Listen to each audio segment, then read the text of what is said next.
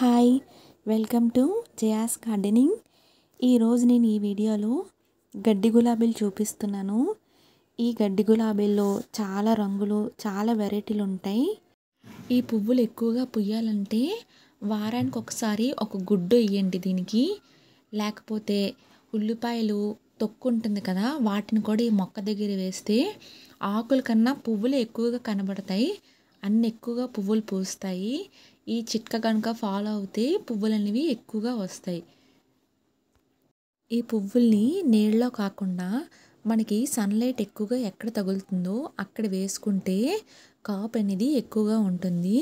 వీటిలో కొన్ని పువ్వులు త్వరగా వాడిపోతాయి, ఇంకొన్ని మధ్యాహ్నం 12, 2, సాయంత్రం 4 వరకు ఉంటాయి.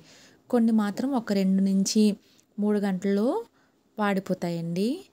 దీనికి మనం ఎక్కువగా నీరేయాల్సిన అవసరం కూడా లేదు. చిన్న కొమ్మ నాటుకున్నా ఇది బ్రతుకుతుంది. వీడియో నచ్చితే లైక్ చేయండి. Thank you for watching.